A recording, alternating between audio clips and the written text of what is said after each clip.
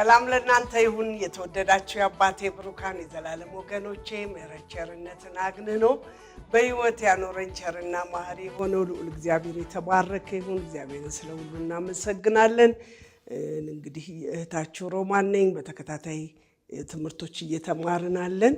ከዚህ በኋላ ደግሞ ያው እንደምታውቁት በዩቲዩብ ፕሮግራማችንን ጀምረናል። በሚዲያ ላይ ለሌሎች እንዲዳረስ እንድታደርጉ ከእናንተው ጥያቄ የተነሳ የተጀመረ ፕሮግራም ነው። እግዚአብሔር በረዳችሁ እናንተም ለሌሎች እንድታካፍሉ ይሁን። ብዙዎቻችሁ በስልክም በተለያየ መንገድ የጸሎት ርዕሶቻችሁን ትልካላችሁ። በዚህ ላይ ደግሞ ታበረታቱናላችሁ፣ ጸልዩልናላችሁ። የሰማይ አምላክ እግዚአብሔር ይባርካችሁ። እግዚአብሔር በረዳን አብረናችሁ እየጸለይናለን። በጣም በሚገርም ሁኔታ መልሶቻችሁ እየመጡ ስለ መልሳችሁ እግዚአብሔርን እያመሰገናችሁ ስላላችሁ ሰዎች የሰማይ አምላክ እግዚአብሔር ይባርካችሁ ማለት እንወዳለን። ሁለተኛ ጴጥሮስ መጽሐፍን ጀምረናል። እግዚአብሔር ዛሬም እንዲናገረን እንጸልያለን። ጸልይ። በዘላለም ዙፋን በክብር ተቀምጠህ ያለህ ብቻህን አምላክና አባት የሆንክ ምን ትሰራለህ እንዴት ትመጣለህ የማትባል በጽድቅ መንገድ የምትደግፍ የምትረዳን ደግና መሐሪ አምላካችን ልዑል እግዚአብሔር ሆይ ስለ ሁሉ እናመሰግንሃለን። ደግሞ አሁን የዘላለም አባት ልዑል እግዚአብሔር ልጆችሽ ከእግዚአብሔር የተማሩ ይሆናሉ ሰላማቸውን ብዙ ይሆናል እንዳልክ ና ጌታ ሆይ ተናገረን፣ አስተምረንም የፈቃድህን ምስጢር ትገልጠው ዘንድ ውጣ። ምን ልናደርግ ምን ልንናገር እንዲገባን አናውቅም። አንተ ግን ወደ እውነት ሁሉ እንድትመራ እናውቃለንና ጌታ መንፈስ ቅዱስ ሁለንተናችን እንድትቆጣጠር ጸጋ እንድታበዛልን ጸለይን በኢየሱስ ስም አሜን። ክብር ለእግዚአብሔር ይሁን። በሁለተኛ ጴጥሮስ መጽሐፍ ምዕራፍ 1 ላይ ያለውን ሐሳብ ነው የተመለከትነው። ምናልባት ከ1 እስከ 9 ያለውን ሐሳብ ላነበውና ከዛ በኋላ ያለነው 5 እና 6 ላይ ነው። እሱን እንመለከታለን። ጌታ ይረዳናል። የኢየሱስ ክርስቶስ አገልጋይና ሐዋርያ ስምዖን ጴጥሮስ በአምላካችንና ባዳኛችን በኢየሱስ ክርስቶስ ጽድቅ በኩል እንደተቀበልነው አይነት ክቡር እምነት ለተቀበሉ እግዚአብሔርንና ጌታችን ኢየሱስ ክርስቶስን በማወቅ ጸጋና ሰላም ይብዛላችሁ። በገዛ ክብሩና በበጎነቱ የጠራንን እርሱን በማወቅ ለሕይወትና ለእውነተኛ መንፈሳዊነት የሚያስፈልገንን ሁሉ የመለኮቱ ኃይል ሰጥቶናል። ከክፉ ምኞት የተነሳ በዓለም ካለው ምግባረ ብልሹ ሕይወት አምልጣችሁ ከመለኮታዊ ባህሪ ተካፋዮች እንድትሆኑ በእነዚህ ነገሮች አማካኝነት እጅግ ታላቅና ክቡር የሆነውን ተስፋ ሰጥቶናል። በዚህም ምክንያት በሙሉ ትጋት በእምነታችሁ ላይ በጎነትን ለመጨመር ጣሩ።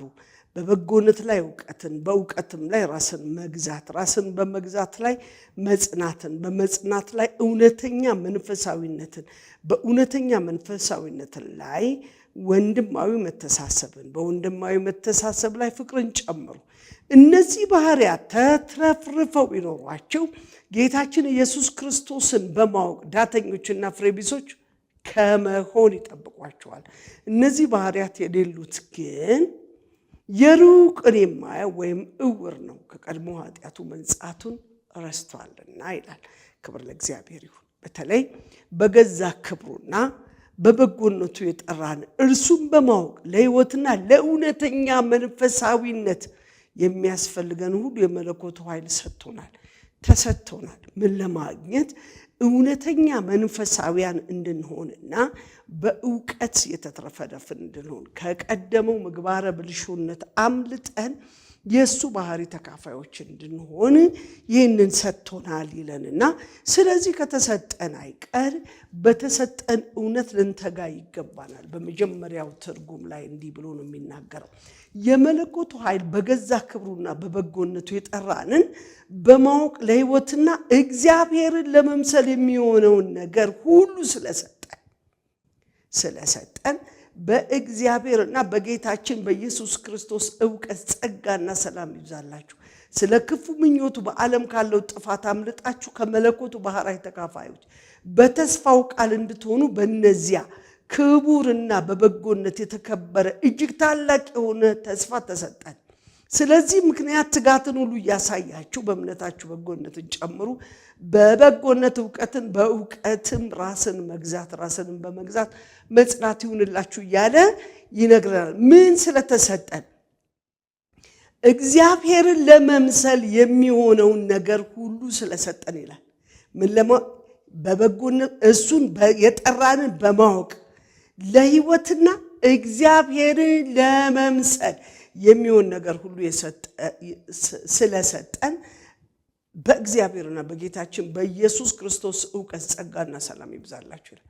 ምን ስለሰጠን? እውነተኛ የሆነውን ያዳኛችንን መንፈሳዊ ማንነትን መንፈሳዊ እዚህ ጋር ደግሞ ለእውነተኛ መንፈሳዊነት የሚያስፈልገንን ሁሉ እርሱን በማወቅና ለሕይወትና ለእውነተኛ መንፈሳዊነት የሚያስፈልገን ሁሉ የመለኮቱ ኃይል ሰጥቶናል።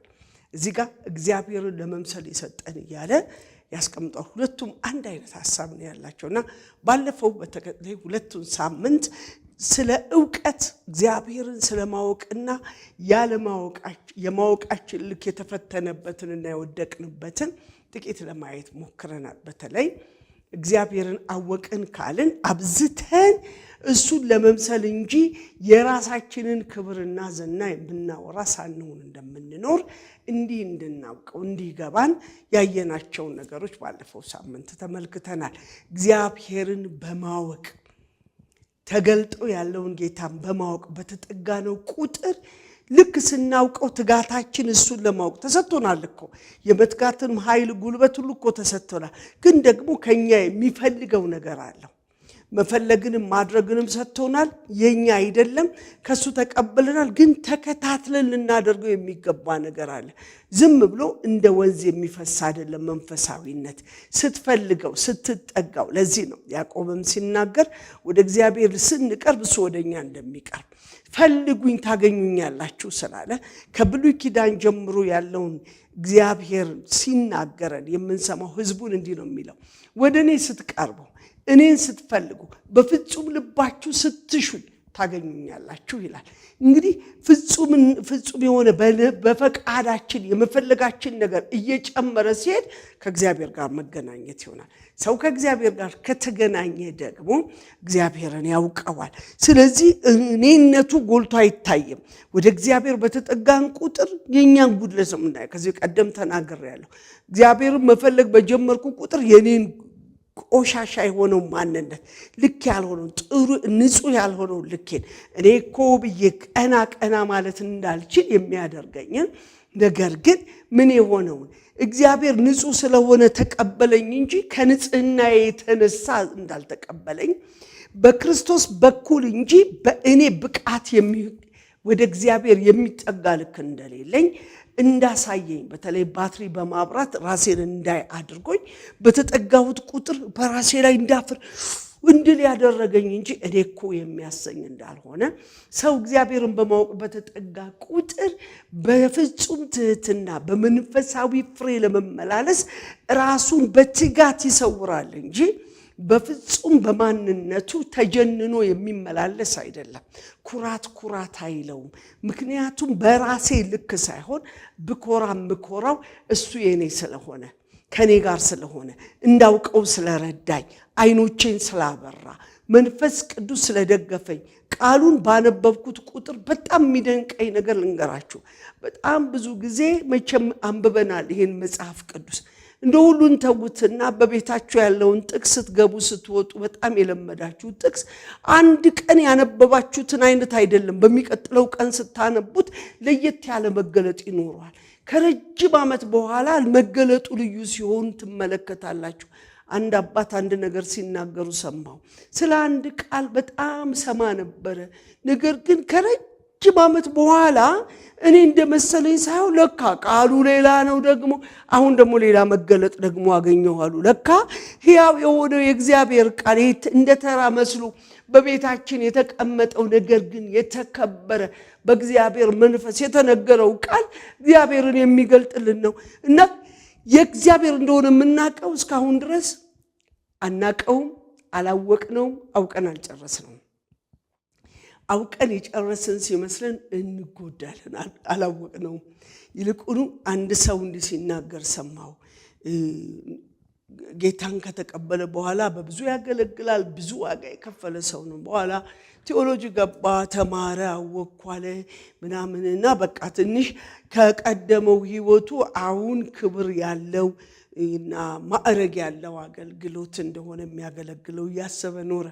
አንድ ቀን እንዲሆነ እና አንድ ሰው ሲያገለግል ሲሰማ ድንግጭ ሰማው አለ። የሰማሁት ቃል እኔ እኮ ከተማርኩት ትምህርት የተነሳ ብሉይ ኪዳን የነበረው መልእክት ለእስራኤል የነበረ መልእክት እንጂ ለኛ የሚጠቅም አልመሰለ። አሁን ግን ይሄ ቃል በኃይለኛው በራልኝ አለ። እንዴ የሚያስጠል ከሆነ ምን ይጠቅመኛል? የማያስጠለው ግን በመንፈስ ቅዱስ የሆነው መረዳት ይሄ እግዚአብሔር ሰጠን፣ እሱን እንድናውቅ እግዚአብሔር ሰጠን የተባለው ይሄ በገዛ ክብሩና በበጎነቱ የጠራን ራሱን በማወቅ ለሕይወትና ለእውነተኛ መንፈሳዊነት የሚያስፈልገንን ሁሉ የመለኮቱን ኃይል ሰጠን። ከሱ የመለኮት ኃይል የተነሳ እሱን ወደ ማወቅ የሰጠን ቴዎሎጂ አያስፈልግ ምናምን ያልኩ አይደለም። ነገር ግን ከሱ መንፈስ የተነሳ እንደሆነ ሲገባን እሱ በየቀኑ አሁን ባለው ባየሩ ጸባይ፣ በእድሜያችን ባለንበት ሁኔታ ሁሉ አልፎ ሰርስሮ የሚገባ እንግዳና አዲስ ነገርን ይናገረናል። ክብር ለእግዚአብሔር ይሁን። ስለዚህ በተለይ ደግሞ መንፈሳዊነት፣ እውነተኛ መንፈሳዊነት ወይም ራስን እግዚአብሔርን ወደ መምሰል እውነት የሚያስጠጋ እውቀት እንዳለው ይነግረናል። ስለዚህ ባለፈው በጣም በብዙ የተናገርነው ነው። አሁን ደግሜ ከዚህ ሊያወጣኝ ስላልቻለ የተናገርኩት። በዚህም ምክንያት በሙሉ ትጋት በእምነታችሁ ላይ በጎነትን ጨምሩ። ለመጨመር ጣሩ። በበጎነት ላይ ዕውቀትን ጨምሩ። በዕውቀት ላይ ደግሞ ራስን በዕውቀት ላይ ምን ጨምሩ? ራስን መግዛት ጨምሩ። ራስን መግዛት ጨምሩበት። የሚገርም ነው። ሰው በየትኛው አቅጣጫ ራሱን ልኩን እና ማንነቱን ሊያውቀው ይገባል። ይሄኛው ትርጉም ምን ብሎ ነው የሚናገር? ስለዚህ ትጋትን ሁሉ እያሳያችሁ በእምነታችሁ ላይ በጎነትን፣ በበጎነት ላይ ዕውቀትን፣ በዕውቀት ላይ ራስን መግዛት ጨምሩ። ራሳችንን የምንገዛው እንዴት አድርገን ነው ያላችሁ እንደሆነ እኔ ነኝ ከሚለው እንድንወጣ አድርጎ የመለኮቱ ኃይል ባህሪ ተካፋዮች ስንሆን ከኛ የተነሳ ለኛ የምንችለው ልክ እንደሌለን ደግሞ የተገለጠልን ነገር አንድ ነገር ሲገባን በቃ በዛኛ የበዛን ከሌላ የተሻልን መስሎን ከሆነ እይታችን የተወሰነች ነች። አይናችን አርቆ ላይ የሚችለው ቅጥር ልክ ብቻ ነው እንጂ የምናየው አሻግረን ወደኛውን ማየት አንችልም። ግን ባየነው ነገር ተስፋፋ የተዝናና ነገር ስላለን ያ በቃ ከዚህ በኋላ ላለ ዘመን የሚያኖረን ነው ብለን የምንለው አይደለም። ወሰን አለን፣ ልክ አለን። በእግዚአብሔር ልክ፣ በዕውቀቱ ልክ ያወቅን መስሎን እንዳንጠፋ የቆምን መስሎን እንዳንወድቅ ተጠንቅቀን ለመመላለስ የሚያስችለን ልክ አለን። ልካችን በማንነታችን ባለፈው በአንደኛ ጴጥሮስም እንደተመለከትነው ልትኖሩ ከተገባ ክርስቶስን ልትገልጡት ከተገባ ያ ከጨለማ ወደሚደነቀው ብርሃን ያጠራችሁን የእሱን በጎነት ለመናገር ከተጠራችሁ ለተጠራችሁበት እውነት ለመናገር ራሳችሁን ልትገሩት ይገባል። በምን? ማነህ አንተ? ወንድ ነህ አይደል? ባል ነህ አይደል? አባት ነህ አይደል? ወንድም ነህ አይደል? አለቃ ነህ አይደል? ሰራተኛ ነህ አይደል? ልክ ይኑርህ። ልትሰራ ከተገባ የእውነት ሰራተኛ ሁን። አለቃ ከሆንክ የእውነት አለቃ ሁን። ባል ከሆንክ የእውነት ባል ሁን። አባት ከሆንክ የእውነት ሁን። ወንድም ከሆንክ የእውነት ሁን። ልክ አለህ። ምናልባት ታላላቆችህ እንኳን በዕውቀትና በስልጣን ያንተ በታች ከሆኑ ልታከብር በተገባው መስመር ራስክን እየገራህና እየገዛህ በእድሜያቸው ልታከብራቸው በተገባቸው እያከበርክ ደግሞ በስራቸው ደግሞ ሊሰሩት የተገባውን በማሳየት አንተ ከነሱ በገንዘብም በዕውቀትም በእንትንም ስለበለጥህ ሌላ ዓለም የተሰራልህ አይምሰልህ። መለስ በል፣ ሰው ነህ። ቀድሞ ያስተምረው የነበረው መቼም ይህን በግን ግልገልን ጠቦትን የመጠበቅን የተሰጠውን ኃላፊነት በሚገባ ሲያስተላልፍ እንመለከት። ስለዚህ በተሰጠን ልክ ልንመላለስ እንደሚገባል እንድትኖሩ እሱን ለመግለጥ ከሆነ ይልና እሱ በተሰጠው ኃላፊነት እነዚህ በጎቹን ግልገሎችን ሊያስተምርበት በሚገባው አቅጣጫ በአንደኛው መልእክቱ ላይ በደንብ ያስተካክለንና አሁንም ራሳችሁን ግዙ ቀድሞ እንደተባላችሁ ልትኖሩ ከተገባ መኖር ካለባችሁ በስጋ በቀረላችሁ ዘመን የምትኖሩትን ህይወትና ኑሮ ለመኖር ራሳችሁን ተቆጣጠሩ እናንተ ራሳችሁ መረን እንዳታደርጉት ጥቂት ነገር ስለበራላችሁ ትልቅ ይሆናችሁ እንዳይመስላችሁ አይደላችሁም ልክ አላችሁ እግዚአብሔር በሰጣችሁ ዛሬ ባለው ልካችሁ ልትኖሪ ከተገባሽ ነው ልክሽ ብዬ ራሴን ልቆጣጠረው ይገባል ገርተነው የምንኖረው ልካለን በንግግራችን ባኗኗራችን ባለባበሳችን ባካሄዳችን ባለልክ ልንመላለስ እንጂ የሚገባን ሌሎችን እግዚአብሔርን እንዲያማርሩ የሚያደርግ የገባንን ያ የበራልንን ህይወት የሚያጨልም ነገር እንዲያው ያደረግን በሌሎች ላይ ጨለማ እንዲሆን ለኔ በርቶልኛል ብሎ እየተዝናኑ የሚኖርበት ዓለም አይደለም ምክንያቱም በመድር ምን ቆይበት ጊዜ በተለይ በዚህ ምዕራፍ 4 ላይ አንደኛ ጴጥሮስ ላይ እንደዚህ ብሎ ይናገራል ክርስቶስም በስጋ ስለኛ መከራን ስለተቀበለ ከእንግዲህ ወዲህ በስጋ ልትኖሩ በቀረላችሁ ዘመን እንደ እግዚአብሔር ፈቃድ እንጂ እንደ ሰው ምኞት እንዳትኖሩ እናንተ ደግሞ ያንን ሐሳብ እንደ ቃጦር አድርጋችሁ ያዙት በስጋ መከራን የተቀበለ ኃጢአትን ትቷልና እያለ ይናገራል አንድ የቃጦር አለ ምን ልታደርጉ እንደ እግዚአብሔር ፈቃድ ለመኖር የሚያበቃ በምኞት እንዳትኖሩ የሚከለክል ለእግዚአብሔር ፈቃድ ብቻ ለመኖር ራስን ገርቶ የመያዝ ጦር ያስፈልጋቸዋል አው መረን የሆነ ማንነታችን ባየነው ልክ ራሳችንን አወዳድረን ምናልባት ብዙዎቻችን ስንሰብከው ሰዎች ቀላል መስሎ የሚታየን የዛይ ሰው እንደዚህ እንደፈቀራጭ ስላላደረከ እኔኮ በፊት ጾማለሁ 2 ቀን ጾማለሁ ለድሃ ገንዘብ ሰጣለሁ ድቲ ስላላደረከኛ መሰግናለሁ ያለ ትዕቢተኛ ጸሎት እንዳልተሰማ ራሱን ባልገራ ልኩ ራሱን ከዛኛው ጋር ወዳድሮ ትልቅ ባደረገበት ልኩ ጸሎት ስለማይሰማ መኖር ስለማይቻል ይሄንን እግዚአብሔር ወደ መምሰል የሚያመጣ ስላልሆነ እግዚአብሔር የመለኮቱ ባህሪ ተካፋይ አድርጎ የሰጠን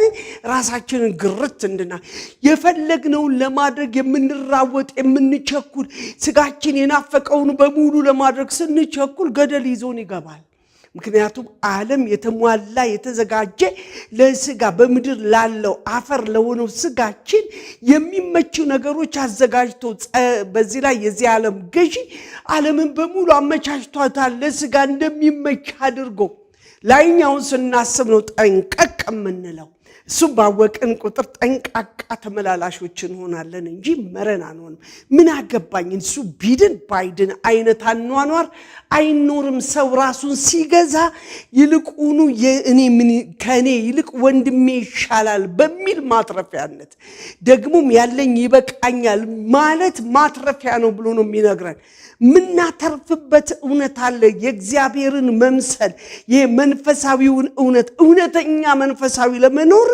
ራሳችንን ስጋችንን ግርት ልናደርገው ይገባል ምናልባት መንፈሳዊ ሆነን የቃል ዕውቀት ተገልጦልን ከሆነ ቃሉን ያልገባቸውን ሰዎች ስናይ ከነሱ እንደምትበልጡ መስሏችሁ ከሆነ ኪሳራ ነው ላንተ ይሄንን ዕውቀት የሰጠ ለሱ ደግሞ ሌላ ነው ስለዚህ ባለው ዕውቀት እንዲያውቅ መርዳት ነው እንጂ አንተ ትልቅ እንደሆንክ እንዳትኮፈስ ክብር ዘቅ አድርገው እንዳረፋ የሆነው ማንነት መልሶ ባዶ የሚሆንበት ዘመን ስለሚመጣ የራስን አለመግዛት አለመግራት ለጠላት ገልጦ የሚያሰጥ ነው ለዚህ ነው ጌታን ስንቀበል ስጋዬንና ክፉ ምኞቱን አስገዛልሃለሁ የምንለው ያልተገዛ ማንነት ካለን ራሳችንን ካላስገዛን እግዚአብሔርን ልናየው አንችልም ስለዚህ ይሄ የመለኮታዊውን ሐሳብ የላይኛውን ፈቃድ ያሱን ልንኖርለት ለተገባውነት ለመኖር ራሳችንን ልንገታ ይገባናል። ያኔ የገባነውን ኪዳን ልናጸናው ይገባል። ምናልባት በጸሎት ተክታችሁ የምትጸልዩ ልትሆኑ ትችላላችሁ እና መንፈስ ቅዱስም በሚገርም ሁኔታ ምስጢራትን ገልጦላችሁ ልትጸልዩ ትችሉ ይሆናል። መንፈስ በእናንተ በሚገርም ሁኔታ ቃቶ ሊሆን ይችላል። ነገር ግን ያ ማለት እናንተና ከሌሎች ጋር እናንተ በትልቅ በጸሎት መስመር ትልቅ የሆናችሁ እንዳይመስላችሁ። ምህረቱ ገኖ ቸርነቱ በስቶ ላንተን ይሰጣ። ስለዚህ እዛ ላይ በደረስክ ቁጥር ቶሎ መለስ በል። ኧረ እኔ ማን ነኝ አንተው ነው የሰጠኝ ልትል እንጂ ባለቤት እንዳትሆን። ቀን እግዚአብሔር ዛሬ በቀን የሰጣችሁ ብርሃን ማየት ስለቻላችሁ የማያዩትን አይኖች እናንተ የምትንቁ እንዳትሆኑ፣ መስማት ስለቻላችሁ የማይሰሙትን እንድትንቁ እንዳትሆኑ። ራሳችሁን ግን ወይ ለካ አይሰማም ወይ ለካ እንትን ነው ልትል አይገባም። አንተ ምህረት ገኖልህ ነው እንጂ ዛሬ ያንተ አይደሉም። እነዚህ አይኖች አንተ አይደሉም። ድንገት ሰዎች ነገር ክድን ሲልባቸው አይተናል። ስለዚህ ራሳችሁን ግሩ፣ ራሳችሁን ግዙ። ለምን ልትገልጡት የተገባ ክርስቶስ የተባለ ጌታ ከጨለማ ወደሚደነቅ ብርሃን ራሱን ሰጥቶ ከትልቅነቱ ትንሽ ሆኖ ምን አድርጓቸዋል?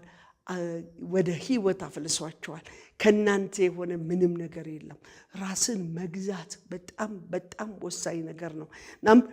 ምን ይላል? በእውቀት ላይ ራስን መግዛት ጨምሩበት። ያ ራስን መግዛት ደግሞ ለአንድ ቀን እንዳይሆን መጽናትም ይሁንላችሁ። ራስን በመግዛት ላይ ምንን ጨምሩ? መጽናትን ጨምሩ። ራስን በመግዛት ላይ ልንጠነክር ይገባል። የአንድ ሰሞን ጉዳይ አይደለም። የአንድ ሰሞን ጉዳይ አይደለም ትህትና፣ የአንድ ሰሞን አይደለም በጎነት፣ የአንድ ሰሞን አይደለም ቸርነት፣ የአንድ ሰሞን አይደለም ሰላም፣ የአንድ ሰሞን አይደለም ፍቅር፣ የአንድ ሰሞን አይደለም ሰዎች ሲሰድቡን መታገዝ። ያንድ አካባቢውን በስንቴ ታግዤ የሚባል ጉዳይ የለውም። ትዕግስት ሁልጊዜ ትዕግስት ነው። ልንጨምረው የሚገባ መንፈሳዊነታችን የመንፈሳዊ ፍሬ ተብሎ የተገለጡት በሙሉ በአንተ ህይወት እንዲቀጥሉ ራስን በመግራት ልቀጥለው የሚገባ ነው። ይሄ ደግሞ በመጽናት መቆም አለ። እስከ መቼ? እሱ እስኪመጣ። እሱ የዘገየ ከሆነስ ይመጣል ጌታ ይመጣል። ቀንን ስትጨርስ አንተን ወይ ሊወስድ ይመጣል። ብዙዎች እየጠበቁ ሄደዋል።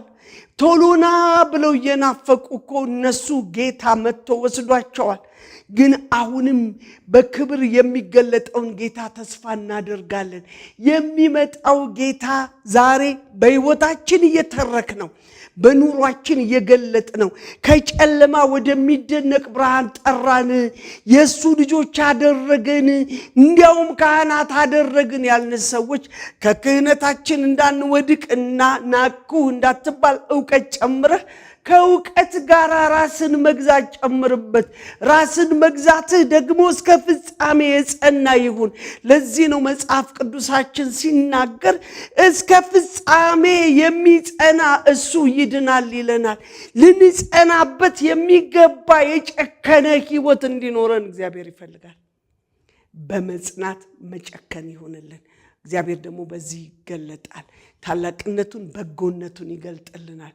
እናንተ የተወደዳችሁ የአባቴ ብሩካን የዘላለም ወገኖቼ ዛሬ እግዚአብሔር አምላክ በእውቀታችን ላይ ልንጨምረው የሚገባ ነገር ራሳችንን መግራት እንደሆነ፣ መግዛት እንደሆነ፣ መቆጣጠር እንደሆነ፣ ራሱን የሚገዛ ከተማን ከሚገዛ ይበልጣል ይላል። ስለዚህ ሁሉን ከመግዛት በላይ መጀመሪያ ራሳችንን ስንገዛ ደግሞ በምዕራፍ በአንደኛ መልእክቱ እንዳየነው ባለንበት እናት ከሆንሽ፣ ሚስት ከሆንሽ፣ እህት ከሆንሽ፣ ልጅ ከሆንሽ ልትኖሪ የተገባ አለቃ ከሆንሽ ወይ ሰራተኛ ከሆንሽ በእነዚህ ሁሉ በኑሯችን ውስጥ የእሱን በጎነት ለመንገር ተጠርተናልና በዚያ ውስጥ አንድ ሰሞን ብቻ ሳይሆን በመጽናት ልንገዛ ራሳችንን ይገባናል። እግዚአብሔር ይርዳን ወገኖቼ። በዚህ እንጸልያለን፣ ጸልይና እንጨርሳለን። ጌታ ኢየሱስ ይባረክ። የአባቶች አምላክ ልዑል እግዚአብሔር ኪዳናችንን የሚያስፈርስ ብዙ ነገር አለን። ራሴን ላንተ ሰጠው ብለን የሰጠንበት ግን ሁኔታዎች እንደገና መልሰው እያነሱ የነጠቁን ብዙ ጊዜያቶች አሉ። ዛሬ ግን እኔና ባሪያዎቼ እንድንላለን ራሳችንን ባለመግራታችን የተነሳ ከባሎቻችን ደግሞ ወንድሞች ከሚስቶቻቸው ከልጆች ወይ ከወላጆቻችን ካለቆቻችን ጋራ ከላይ ካሉት ደግሞ እኛ ከስር ከምናስተዳድራቸው ጋራ ከሰው ሁሉ ጋራ በሰላም ያልኖርን ብዙ ምክንያቶች አሉን ራሳችንን መቆጣጠር ያቃተን። ዛሬ ግን እንለምንሃለሁ በኢየሱስም ራሳችንን የምንገራበት መንፈስ ስጠን። ራሳችንን ዝቅ የምናደርግበት መንፈስ ስጠን። ከሌሎች የበለጥን እያስመሰለን ነገር ግን እያጎደልን ካለ ከክፋት ሩጫ ከአመፃ ከዚህ ከክፉ ትንቅንቅ አምልጠን የምንሄድበት ጸጋና ኃይል ጉልበት ይጨመርልን። የምህረት እጅ አገልግለን። የጽድቅ እውነት ይደግፈን።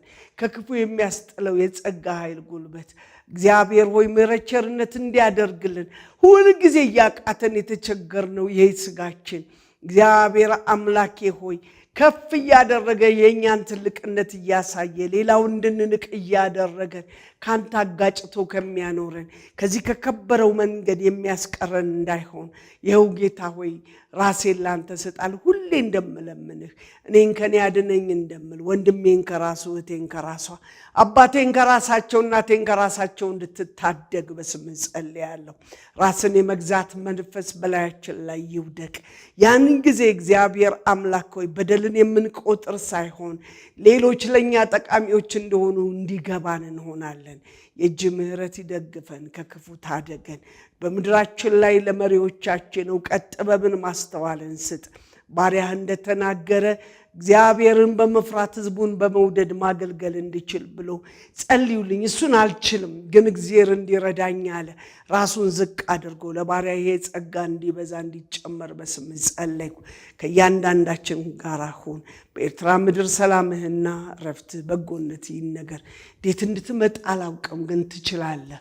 ለምትችል ጌታ በኤርትራ ያሉትን ወገኖቻችንን ምድሪቷን ህዝቡን ላንተ እንሰጣለን። ያመጻ እጅ ከልከል የክፋት ጉልበት የታሰረ ይሁን። ምህረት ይግነንልን ብለን ጸለይን በኢየሱስ ስም አሜን። እግዚአብሔር አምላክ ምድራችንን ኢትዮጵያን ኤርትራ ምድር ይባርክ። ኢየሱስ ያድናል።